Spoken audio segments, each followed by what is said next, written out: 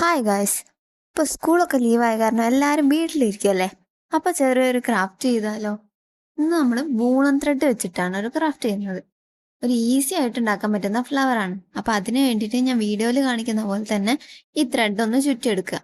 അതിനുശേഷം നമ്മൾ ഇതിൻ്റെ അടിഭാഗവും മോൾഭാഗവും ഒന്ന് കെട്ടിയെടുക്കുന്നുണ്ട്. അതിന് വേണ്ടിയിട്ട് ചെറിയൊരു പീസ് ത്രെഡ് എക്സ്ട്രാ വെട്ടിയെടുത്തതാണ്.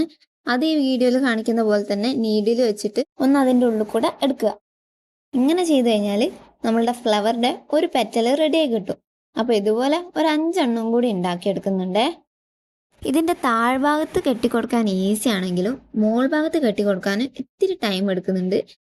കാരണം മോൾ ഭാഗത്ത് കെട്ടുമ്പോൾ ഇത് ലൂസായി പോയിട്ടുണ്ടെങ്കിൽ അതിൻ്റെ ഓരോ ത്രെഡും ഇങ്ങനെ ഊരിപ്പോരാനുള്ള ചാൻസ് ഉണ്ട്. അതുകൊണ്ടാണ് ഇത് ടൈം എടുക്കുന്നത്.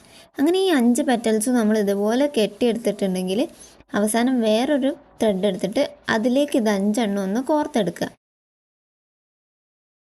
അങ്ങനെ ഈ 5 പെറ്റൽസും ആ ഒരു വലിയ ത്രെഡിലേക്ക് കോർത്തെടുത്തതിന് ശേഷം അതൊന്ന് ടൈറ്റായിട്ട് കെട്ടിക്കൊടുക്കുക.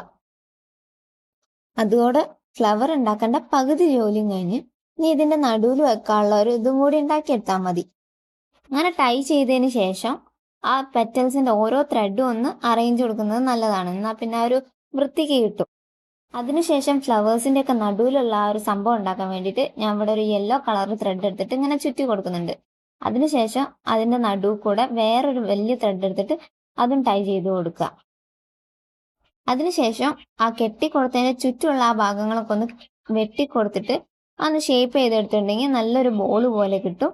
അതൊന്നെടുത്ത് ഈ ഫ്ലവറിൻ്റെ നടുവിൽ ടൈ ചെയ്ത് കൊടുത്തിട്ടുണ്ടെങ്കിൽ നമ്മളെ ഫ്ലവർ ഇവിടെ റെഡി ആയിട്ടുണ്ട്. ഇഷ്ടപ്പെട്ടാൽ ഒന്ന് കമൻറ്റ് ചെയ്യണേ.